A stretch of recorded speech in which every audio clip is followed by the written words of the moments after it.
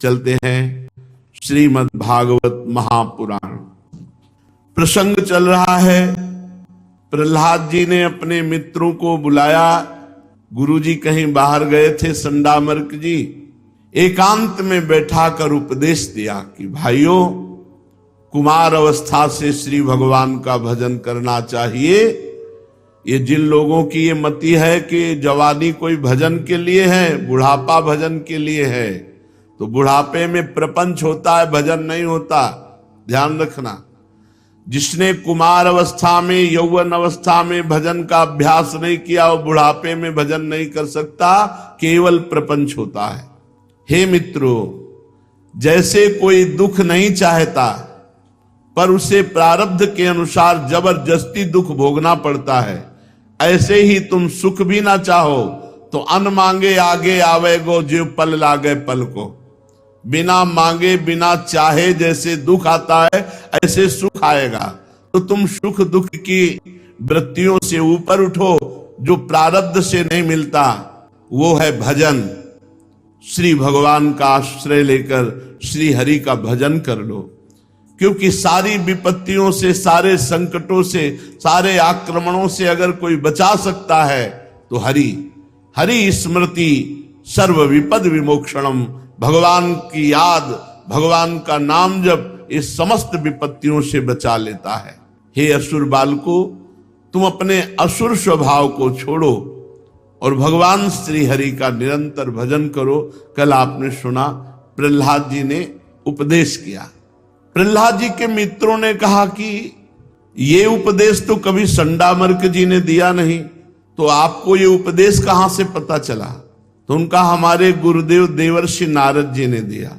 तो उनका बचपन से तो आप हमारे साथ हो, कभी देवर्षि नारद जी से आपका समागम हमने सुना नहीं, तो आपको कब देवर्षि नारद जी गुरु रूप से मिले और ऐसा उपदेश किया? दैत्य बालकों ने ऐसा प्रश्न किया तो भगवान के परम प्रेमी महाभागवत प्रहलाद जी मुस्कुराते हुए उनसे कहा। प्रहलाद जी ने कहा, ये उस समय की बात है जब हमारे पिताजी तपस्या करने के लिए मंदराचल पर्वत पर चले गए, तब बड़े बड़े लोकपालों सहित इंद्र ने दानवों से युद्ध किया, क्योंकि हिरण्यकश्यप तपस्या में था, और परास्त कर दिया दानवों को। देवराज इंद्र और लोकपाल सब ऐसा सोच रहे थे कि अब हिरण्यकश्यप कभी लौट कर नहीं आएगा, क्योंकि वो तो इतना तप परायण हो गया कि चींटियां उसे चाट गई है, दीमक लग गई है, वो नहीं आएगा, वो अपने पाप के कारण ही मानो नष्ट हो गया, ऐसा देवराज इंद्र मान रहे थे। देवताओं की बढ़ती हुई शक्ति देख करके दैत्य लोग भाग पड़े, अपने अपने सब निवास स्थान छोड़ करके छुप गए जाकर। अपनी जीत चाहने वाले देवता आक्रमण करके हिरण्यकश्यप देवराज इंद्र के महल में रहता था, भगा दिया था देवराज इंद्र को। वहां आक्रमण करके घेर लिया गया कि जो भी हो परिवार का नष्ट कर दिया जाए। वहां जो सेवक गण थे सबको बंधन में डाल दिया, किसी को मारा, बहुत से तो भाग गए थे। और प्रहलाद जी उस समय गर्भ में थे और कयाधु गर्भवती थी, वो भाग भी नहीं सकती थी, बंधन में उनको भी डाल दिया गया, कयाधु को बांध लिया गया। देवराज इंद्र का मारना नहीं, क्योंकि इसका क्या अपराध है? एक तो स्त्री, दूसरे गर्भवती, हम देवता हैं, ऐसा अपराध नहीं कर सकते। बांध लो इसको और ले चलो इसे। इसके गर्भ में हिरण्यकश्यप का अत्यंत प्रभावशाली वीर्य है, जब ये गर्भ प्रकट होगा तब इसे मार देंगे और कयाधु को छोड़ देंगे।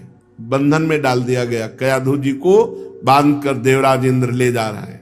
रास्ते में देवर्षि नारद जी मिल गए और देवराज इंद्र से कहा, रुको, तुम्हें पता है तुम जिस गर्भ को मारने की बात कहते हो, काल की भी सामर्थ्य नहीं कि मार सके, क्योंकि इसके गर्भ में भगवान का साक्षात परम प्रेमी महाभागवत प्रहलाद है।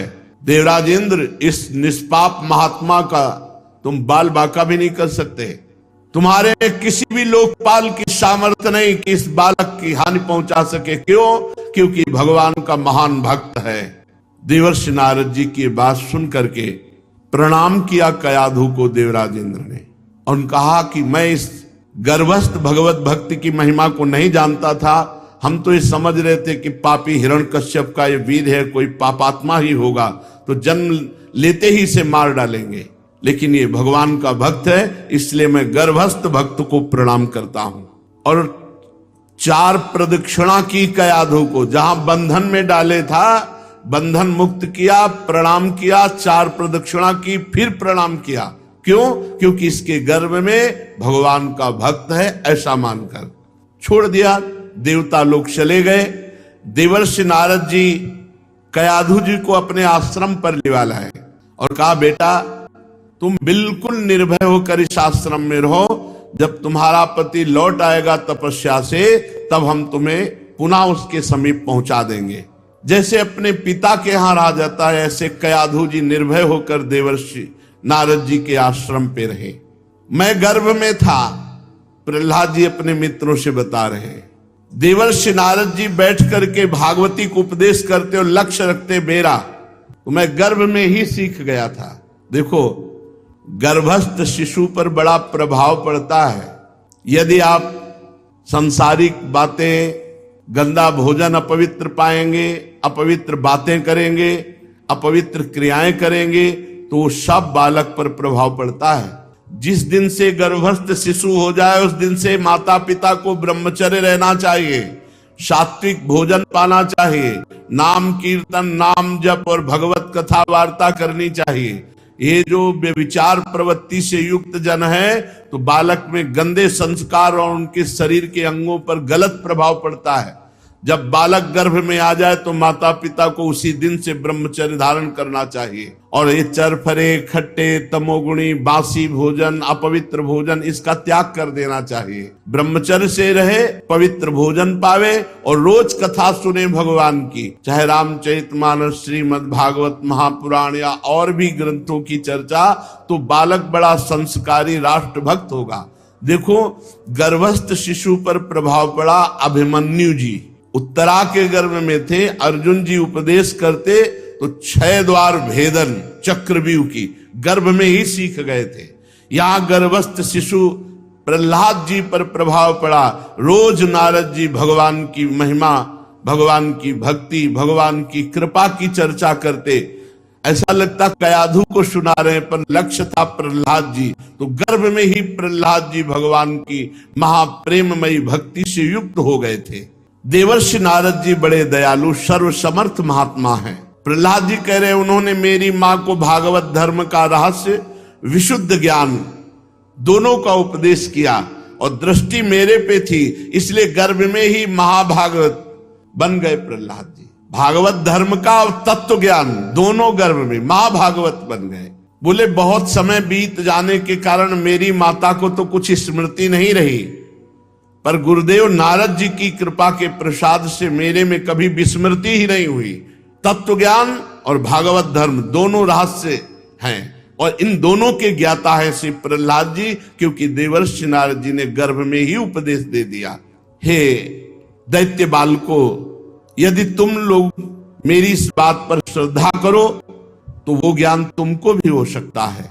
जिस भक्ति ज्ञान के प्रभाव से मुझे बार बार मारा जाता है लेकिन मेरा एक बाल भी बांका नहीं होता, वही तुमको भी प्राप्त हो सकता है। क्योंकि चाहे स्त्री हो या पुरुष हो, बालक हो या वृद्ध हो, जो भगवान श्री हरि का आश्रय लेकर भजन करेगा, वो निर्भय, निश्चिंत, निशोक, संशय रहित, विपरीत भावना का त्याग ये हो जाएगा। जैसे वृक्षों में फूल लगते हैं, फिर फल लगते हैं, फिर वो बढ़ते हैं, फिर वो पकते हैं, फिर वो नष्ट हो जाते हैं, वैसे ही जन्म गर्भ में, फिर गर्भ की अस्तित्व की वृद्धि होना, फिर शरीर रूप धारण करना, फिर मां के गर्भ से बाहर निकलना, फिर बाल्यावस्था, फिर यौवन अवस्था, वृद्धावस्था, फिर मृत्यु, ये बार बार चक्र चलता रहता है। हे मित्रों, जिसे आत्मज्ञान नहीं है वो इस चक्र में बार बार जन्मता मरता रहेगा। ये शरीर का है जन्मना मरना। जैसे फूल लगना, फल बनना, फिर बढ़ना, फिर पकना, फिर नष्ट हो जाना। ऐसे ही ये गर्भ रहना, गर्भ से बाहर आना, बालक, जवानी, बुढ़ापा, मृत्यु, ये शरीर के लक्षण है, आत्मा के नहीं है। आत्मा नित्य है, शरीर अनित्य है। आत्मा अविनाशी है, शरीर विनाशी है। आत्मा शुद्ध है, शरीर अशुद्ध है। आत्मा एक है, शरीर अनेक है। स्थूल शरीर, सूक्ष्म शरीर, कारण शरीर। आत्मा आश्रय है, शरीर आश्रित है। आत्मा निर्विकार है, शरीर विकारी है। आत्मा स्वयं प्रकाश है, शरीर उससे प्रकाशित है। आत्मा सबका कारण है, सबका कारण है, शरीर क्रिया है। आत्मा व्यापक है, शरीर प्रकट दिखाई देता है। आत्मा असंग है, शरीर आसक्त है। आत्मा आवरण रहित है, शरीर मल विक्षेप आवरण से युक्त है। इस आत्म स्वरूप को समझो। जो आत्म तत्व को जान जाता है वो जन्म मृत्यु के चक्कर से मुक्त हो जाता है। ये जो हमारा जन्म मरण हो रहा है, इसका कारण है आत्म स्वरूप को भूलकर शरीर को मैं मान लेना और शरीर के संबंधियों को मेरे मान लेना। यही हमारे जन्म मरण का हेतु है। हे मित्रों, जिस प्रकार स्वर्ण की खान में पत्थर आदि मिले होते हैं, पर पद्धति से वो पत्थरों में से स्वर्ण निकाल लेता है।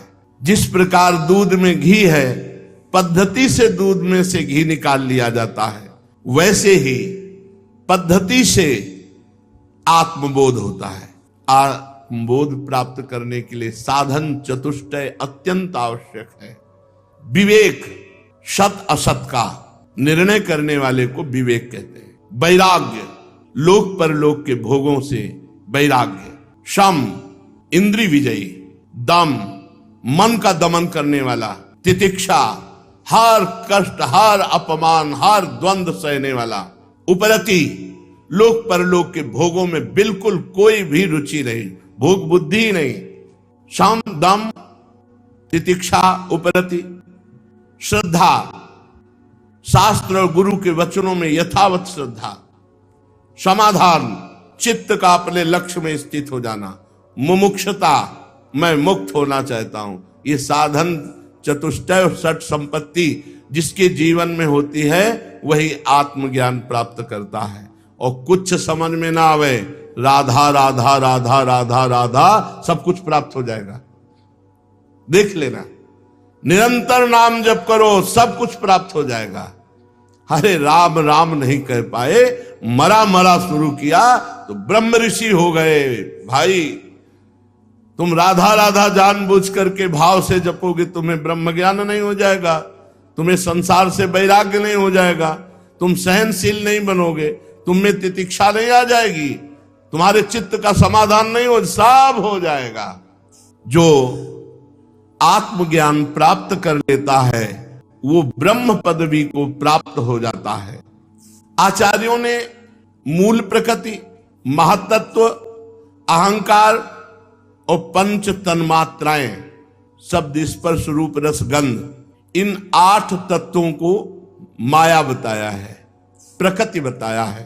3 गुण प्रकृति के हैं, सतोगुण, रजोगुण, तमोगुण, और 16, 5 ज्ञानेंद्रियां, 5 कर्मेंद्रियां और 1 मन और 5 महाभूत, ये सब समुदाय माया का है।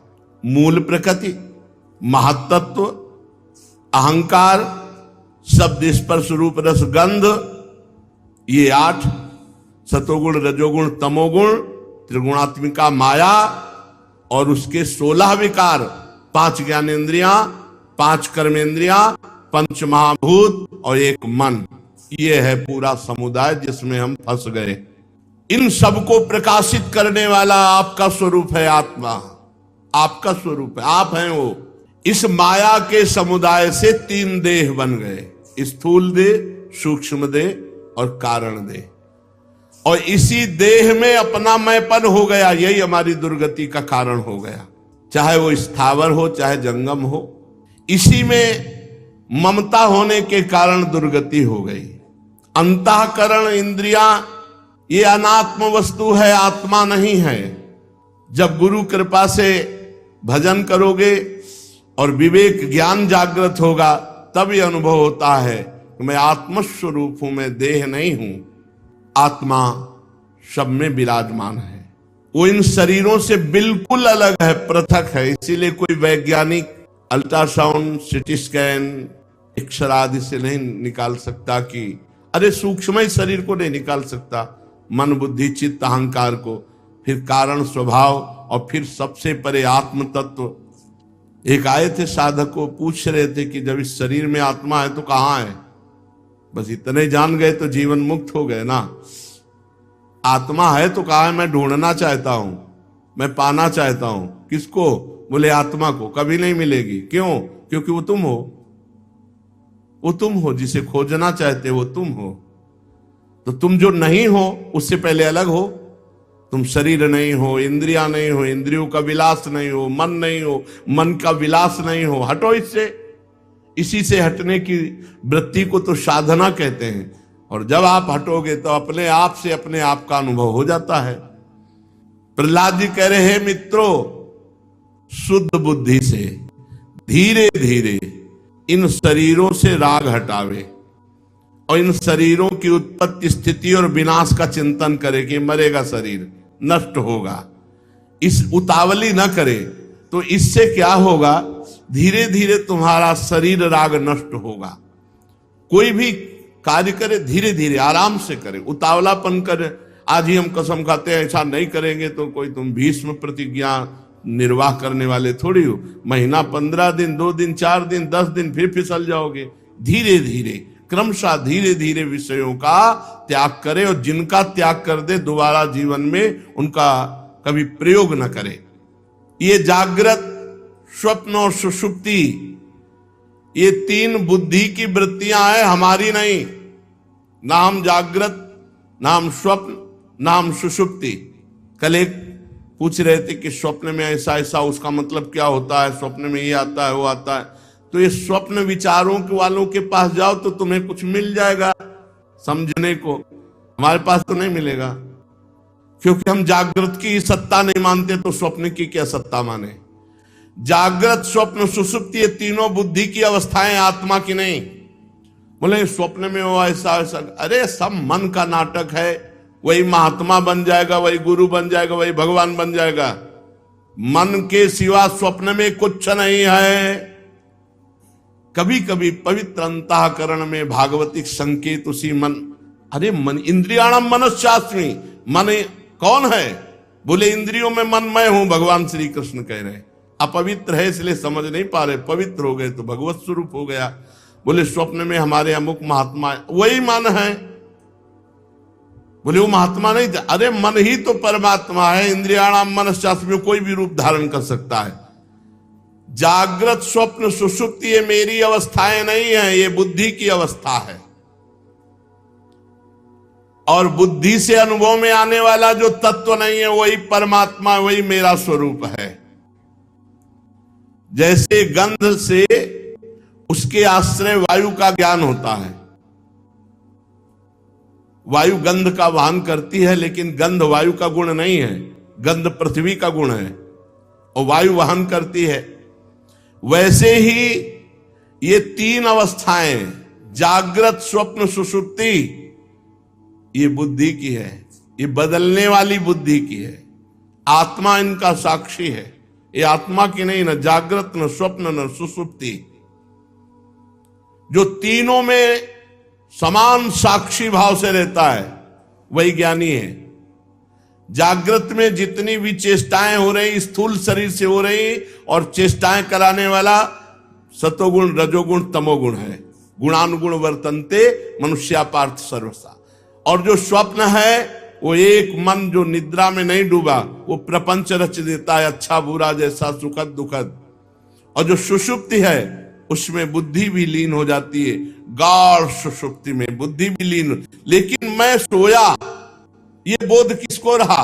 वो आत्मा साक्षी ये अनुभव कराता है। आज मैंने ये किया, आज मैंने ये खाया पिया, आज मैं सोया, आज मैंने स्वप्न देखा, तो ये भ्रम से वो मान रहा है।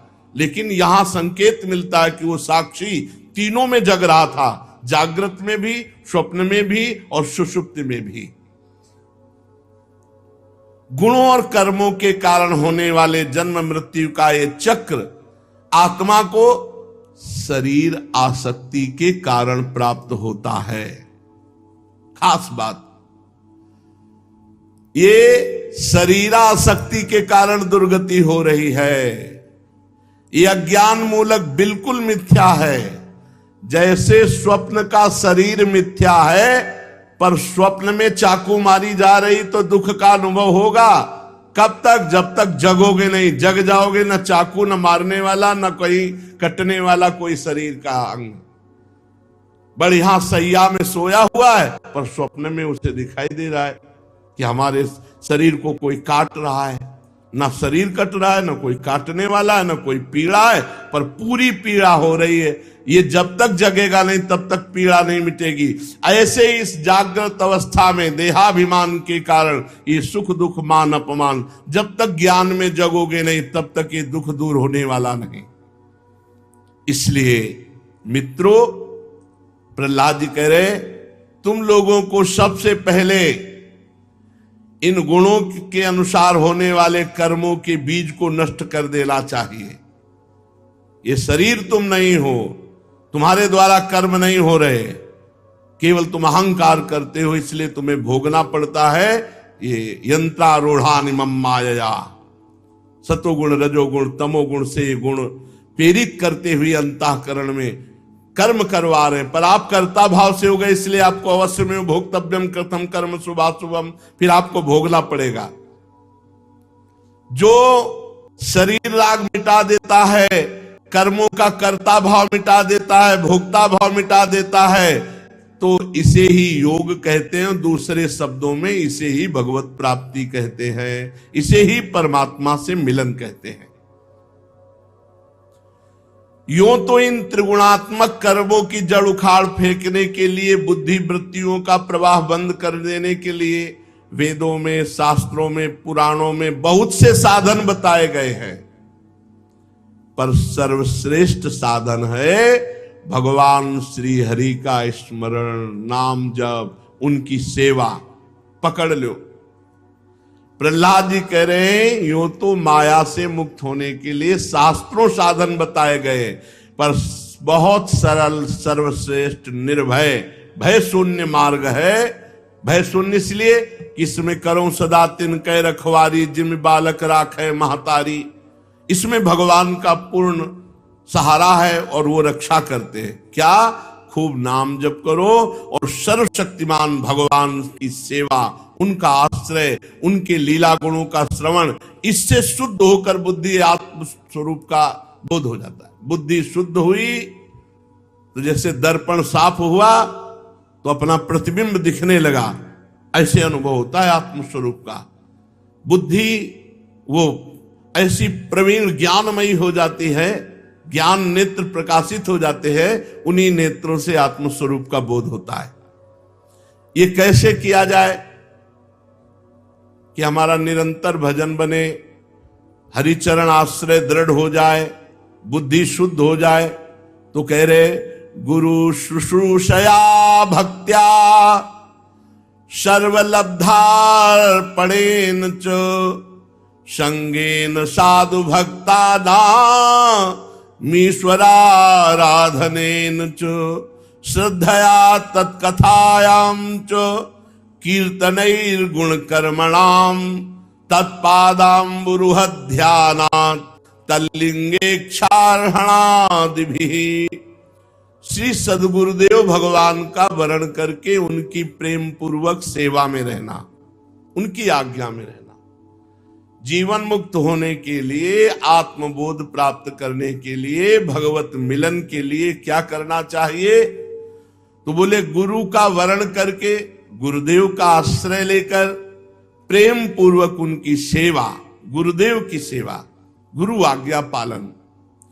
अपने को जो कुछ प्रारब्धानुसार मिल जाए भगवान को समर्पित करके उसका प्रयोग करना, प्रसादी करके ही, चाहे जल पीना हो, चाहे वस्त्र, चाहे भोजन, कुछ भी प्रसादी ही होना चाहिए।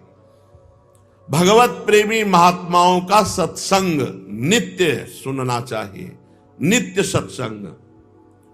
और भगवान की आराधना में भगवान की कथा वार्ता सुनना, भगवान के गुणों का गायन करना, भगवान के नाम कीर्तन करना, भगवान का नाम जप करना, इस साधनों का अनुष्ठान करते करते हृदय पवित्र हो जाता है, भगवान में प्रीति हो जाती है और भगवान की कृपा से तत्व ज्ञान हो जाता है।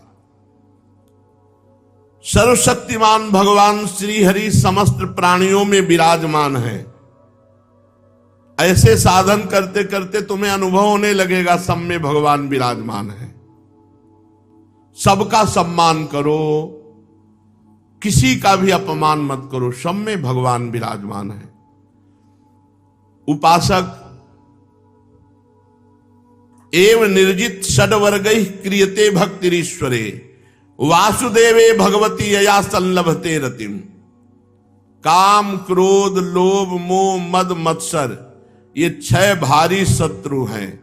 एवं निर्जित षड्वर्गैः क्रियते भक्तिरीश्वरे। 6 शत्रुओं पर विजय प्राप्त जब तक नहीं होती तब तक न वो ज्ञानी है न भक्त है। षड विकार जित अनघ अकामा। निष्कामता आ गई, निष्पाप हो गया, 6 शत्रुओं पर विजय प्राप्त कर ली, भगवान हृदय में प्रकाशित हो गए। काम, क्रोध, मद, मान, न मोहा, लोभ न क्षोभ, राग नहीं द्रोहा। जिनके कपट दंभ नहीं माया, तिनके हृदय बसहु रघुराया। श्री प्रहलाद जी महाराज कहे, हरि सर्वेषु भूतेषु भगवानास्त ईश्वरः इति भूतानि मनसा कामस्तै साधु मानयेत्। जो सब में भगवान विराजमान देख रहा है वही साधु है। जो काम, क्रोध, लोभ, मोह, मद, मत्सर, इन पर विजय प्राप्त कर लिया वही साधु है। जो भगवान की भक्ति में मगन रहता है, खूब नाम जप करता है, वो इन दोषों पर विजय प्राप्त कर लेता है। उसे वासुदेवे भगवती यया संलभते रतिम। भगवान श्री कृष्ण में अनन्य भक्ति, प्रेममयी भक्ति, प्रेममयी अवस्था प्राप्त हो जाती है। किनको? जो गुरु का आश्रय लेकर उनकी प्रेम पूर्वक सेवा करते हैं, अपने को जो कुछ मिल जाए सब भगवत प्रसादी करके भगवान को अर्पित करके प्रयोग करते हैं। भगवत प्रेमी महात्माओं का रोज सत्संग करते हैं। भगवान की आराधना में भगवान की लीला कथा सुनना, गुण कीर्तन करना, नाम कीर्तन करना, नाम जप करना, सब में भगवान का दर्शन करना और 6 विकारों पर विजय प्राप्त कर लेना, इससे भगवान के चरणों में अनन्य प्रेममयी स्थिति प्राप्त होती है। जब भगवान के लीला चरित्रों का गायन करते हुए ऐसा उद्रेक हो कि आंखों में आंसू आ जाए, कंठ अवरुद्ध हो जाए, रोम रोम पुलकित हो जाए, संकोच छोड़कर जोर जोर से भगवान के नाम को चिल्ला चिल्ला कर गाना, नाचने लगना, वो ग्रहग्रस्त पागल की तरह कभी हंसता है, कभी रोता है, कभी नाचता है, कभी भगवान की भावना में लोगों के चरणों की वंदना करता है, भगवान में तन्मय हो जाता है, बार बार लंबी सांस खींचता हुआ हे हरि, हे गोविंद, हे जगतपते, हे नारायण ऐसा पुकारने लगता है। तो भक्ति योग के महान प्रभाव से उसके सारे कर्म बंधन छिन्न भिन्न हो जाते हैं और वो भगवत स्वरूप हो जाता है। जन्म मृत्यु कराने वाले कर्म बीज भस्म हो जाते हैं, वो जीवन मुक्त हो गया, भगवान को प्राप्त कर लिया। निशम्य कर्माणि गुणान तुल्यान वीर्याणि लीला तनुभिः कृतानि यदाति हर्षोत्पुलकाश्रुगद्गदम् प्रोत्कंठ उद्गायति रोति नृत्यति यदा ग्रहग्रस्तयु क्वचिद् सत्या क्रंदते ध्यायति वंदते जनम मुहुश्वसन वक्ति हरे जगत्पते नारायणेत्यात्ममतिर्गतत्रपः तदा पुमान्मुक्त समस्त बंधनस् तद्भाव भावानुकृताशयाकृति निर्दग्ध बीजानुसयो महीयसा भक्ति प्रयोगेण समेत्य धोक्षजम। आहा, कभी कभी भाव में भर कर रोक रोक कर पुकार, हे गोविंद, हे कृष्ण, हे जगतपते, हे हरि। ऐसे महान भक्ति योग के प्रभाव से उसके जन्म मृत्यु कराने वाले सारे कर्म बीज भस्म हो जाते हैं और वो जीवन मुक्त महापुरुष भगवत प्राप्त हो जाता है।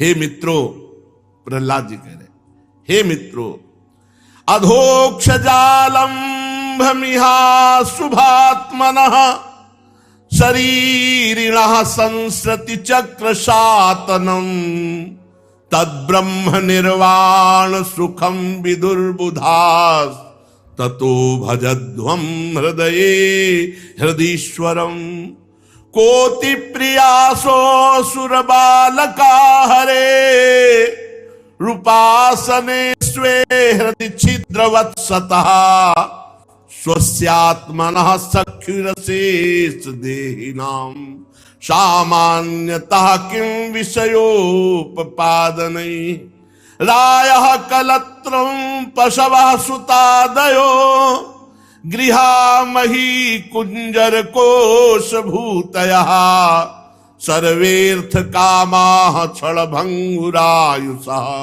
कुर्वन्ति मर्त्यस्य कियत् प्रियं चलाः। भाइयों, ये संसार एक अशुभ दलदल है। यहां जो फंस गया उसे केवल भगवान निकाल सकते हैं, बस। नहीं मरा, बार बार जन्मा मरा। यहां से बचने का एकमात्र उपाय भगवान स्वयं कह रहे, दैवी हेषा गुणमयी मम माया दुरत्तया मामेव ये प्रपद्यन्ते माया में ताम तरन्ति ते। जो मेरी शरण में आ गया बच गया। भगवान, एकमात्र भगवान बचा सकते हैं।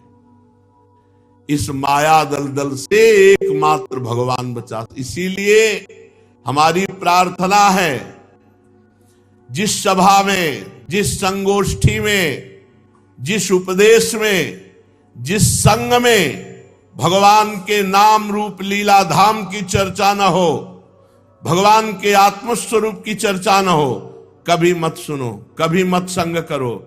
सब मायाकृत है। बिना भगवान के नाम के कोई नहीं तर सकता।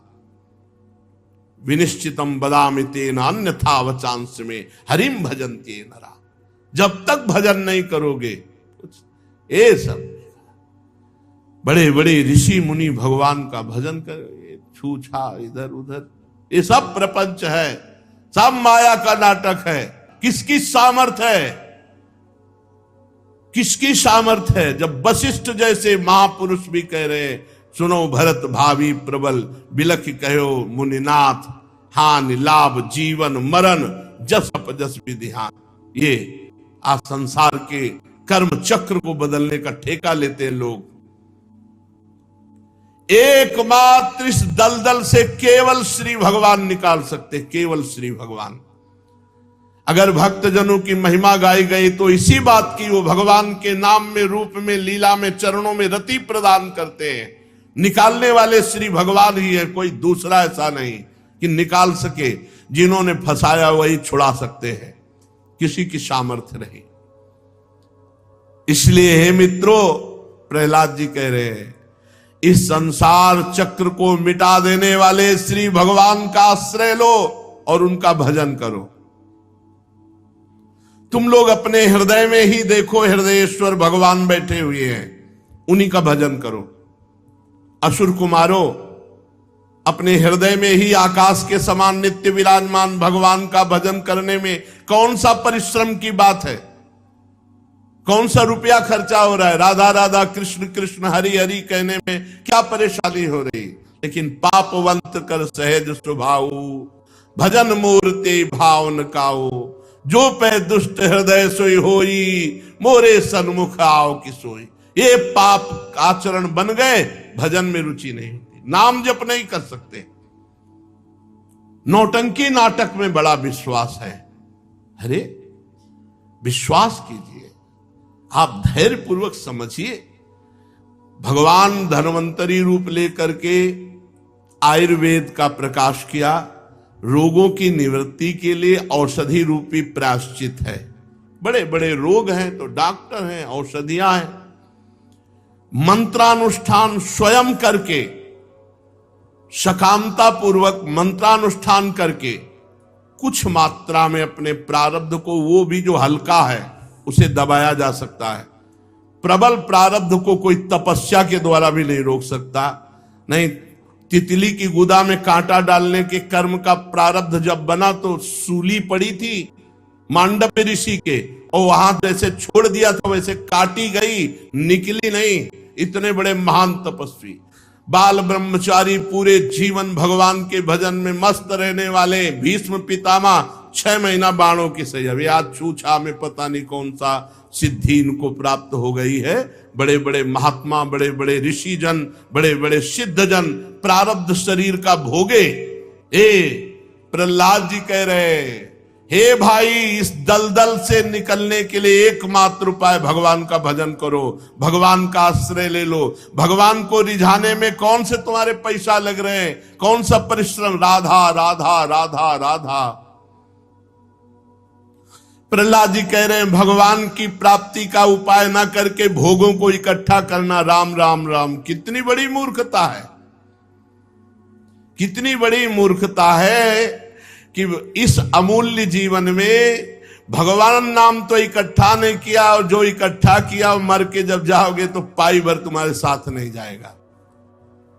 ये धन, ये स्त्री, ये पशु, ये पुत्र पुत्री, महल, पृथ्वी, घोड़ा गाड़ी, खजाना, भांति भांति की सामग्रियां, ये सब यहीं रह जाएंगे, तुम्हारे साथ कुछ नहीं जाएगा। जाएगा तो तुम्हारा शुभ कर्म, अशुभ कर्म, या इन दोनों से परे भगवान का भजन।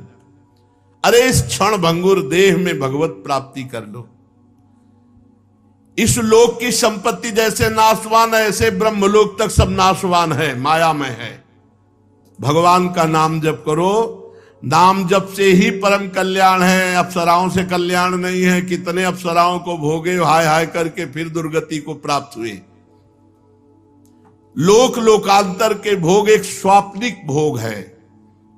इसलिए हे निर्दोष मित्रों, असुर बाल को निर्दोष इसलिए कि इतने बड़े महात्मा का संग है तो निर्दोष तो है, अभी सब नवीन अवस्था के है। तुम सब केवल परमात्मा प्राप्ति का उपाय करो। अनन्य भक्ति से भगवान श्री हरि का भजन करोगे, वो तुम्हारी रक्षा करेंगे। अपने को जो बड़ा विद्वान मानता है और भगवान के भजन से विमुख है, वो मूर्ख ही है। प्रहलाद जी महाराज कहे, उसकी उद्देश्य की पूर्ति नहीं होगी, उल्टा वो विपरीत फल में बंध जाएगा। जन्म मरण के चक्र में छूटबे के जतन विशेष बांधे जाएगो। यदि भजन नहीं कर रहे हो, बहुत विद्वान हो, तो तुम्हारी विद्वता माया का पर विजय नहीं प्राप्त कराएगी, माया पर विजय भजन कराएगी। भजन कर्म में प्रवृत्त होने का उद्देश्य होता है सुख पाना, दुख मिटना। किसका दुख मिटा? सब कर्म में लगे हुए, उद्देश्य होता है सुख पाना, दुख मिटना, लेकिन सबको दुख भोगना पड़ रहा है। इसका मतलब वो कर्म पता ही नहीं जिससे सुख मिलता है, वो है राधा राधा राधा राधा। हे मित्रों, यहां कामना और कर्म, कर्मकृत कामना, कामनाकृत कर्म, बार बार इसी में जीव फंसा हुआ है। ये मनुष्य लोक में कामनाकृत कर्म, कर्मकृत कामनाएं जिस शरीर से की जाती है, ये शरीर कीड़ों का भोजन है। जला दिया जाएगा तो राख, गाड़ दिया जाएगा तो कीड़े खा जाएंगे, बाहर फेंक दिया गया तो और दुर्दशा। ये स्थायी नहीं है, ये मिला है और छूट जाएगा। छूटने के पहले भगवत प्राप्ति कर लो।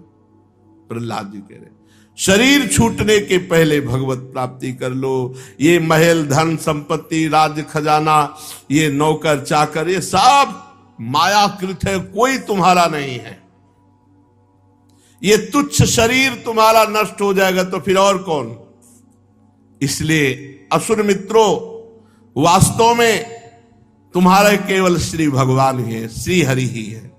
गर्भ से लेकर मृत्यु पर्यंत जितनी अवस्थाएं शरीर की बदलती हैं, उनको तुम जानते हो, तो तुम नहीं बदले, शरीर बदला है। ये जीव अपने स्वरूप को भूलकर शरीर को अपना मैं मानकर नाना प्रकार के कर्म और भोग वासनाएं ये फंस गया, ये कर्म परंपरा में फंस गया, अज्ञान में फंस गया। इसलिए भगवान श्री हरि का भजन करके अपना उद्धार कर लो। अर्थ, धर्म, काम, मोक्ष सब भगवान के आश्रित हैं। भगवान श्री हरि समस्त प्राणियों के ईश्वर हैं, आत्मा हैं, परम प्रीतम हैं। हम उनको भूलकर पंचभूत सूक्ष्म आदि शरीरों में इतना फंस गए कि ऐसा लगता है मैं ये हूं और भगवान पर आए हैं। इसलिए कोई भी हो, चाहे देवता हो, दैत्य हो, मनुष्य हो, यक्ष हो, गंधर्व, कोई भी हो, जो मेरे भगवान श्री हरि के चरणों का आश्रय लेकर भजन करता है, सातरति सातरति सा लोकान तारयति, वो अपने को भी तार लेता, लोक के लोक को तार देता है। दैत्य बाल को बहुत सुंदर बात कह रहे हैं।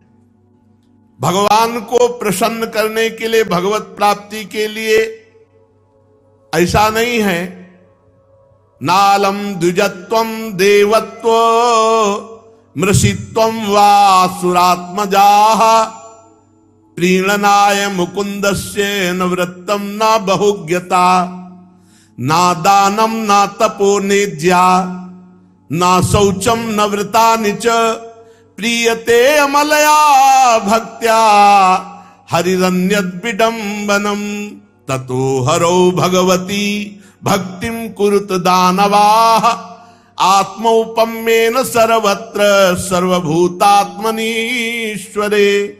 भगवान को प्रसन्न करने के लिए जरूरी नहीं ब्राह्मण होना, देवता होना, ऋषि होना, सदाचार, ज्ञान संपन्न, दान, तपस्या, यज्ञ, शारीरिक शौच, बड़े बड़े व्रत, ये भगवान को प्रसन्न करने के लिए पर्याप्त नहीं। केवल भगवान का हो के भगवान का भजन करे तो अहोबत स्वपचतो गरीयान यज्जिभ्याग्रे वर्तते नाम तुभ्यम। वो चांडाल जगत पूज्य हो गया जिसकी जिभ्या पे हरि हरि ऐसा नाम विराजमान है। भगवान को प्रसन्न करने के लिए क्या चाहिए? भगवान का हो के उनका नाम जप करना। सीधी बात, कोई हो पुरुष नपुंसक नारीवा जीव चराचर कोई सर्वभाव भज कपट तजी मोहि परम प्रिय सोई। भगवान बहुत सुंदर बात प्रहलाद जी कह रहे। बड़े बड़े देवता होना, ब्राह्मण होना, ऋषि होना, सदाचार संपन्न होना, ज्ञान संपन्न होना, दानी, तपस्वी, याज्ञिक, ये सब बड़े बड़ी पवित्रताएं, व्रतों के अनुष्ठान, ये पर्याप्त नहीं भगवान के लिए। भगवान तो सिर्फ उससे प्रसन्न होते। प्रीयते अमलया भक्त्या हरिरन्यद् विडम्बनम। और तो सब विडंबना है। भगवान अगर प्रसन्न होते हैं तो प्रीयते अमलया भक्त्या, हे भगवान, मैं जैसा हूं आपका हूं, प्रभु नीच हूं, पतित हूं, पामर हूं, पर आपका हूं। और नाम जप कर रहे, बस इसी से भगवत प्राप्ति। नालम द्विजत्वम देवत्व मृषित्वम वासुरात्मजा। बहुत प्राण प्रिय बात है ये। प्रीणनाय मुकुंदस्य न वृत्तम न बहुज्ञता, न दानम न तपो निज्या, न शौचम न व्रतानि च, प्रियते अमलया भक्त्या हरिरन्यद विडंबनम। भगवान केवल मैं भगवान का हूं, ये खास बात है भगवान को प्रसन्न करने की। मेरे तो गिरधर गोपाल दूसरो न कोई, ये अनन्यता और नाम जप। प्रीते अमलया भक्त्या हरिरन्यद विडंबनम। भगवान केवल प्रेम भक्ति से, निष्काम भक्ति से, अपनेपन से प्रसन्न हो जाते हैं। भगवान से अपनापन करो, निरंतर नाम जप करो। दीन बंधु प्रभु बड़े कृपालु हैं, सारे अपराधों को क्षमा करके ये जन्म हमारा आखिरी जन्म हो जाएगा। अब हम कर्म बंधन से नहीं जन्मेंगे, अगर जन्म भी होगा तो भगवान की तरफ से आएंगे, भगवान का यश गाएंगे, भगवान की भक्ति में उन्मत्त रहेंगे और लोक के लोक को भक्ति में युक्त कर देंगे। मम भक्ति युक्तो भुवनम पुनात्। शेष चर्चा आगे। श्री राधा वल्लभ लाल की।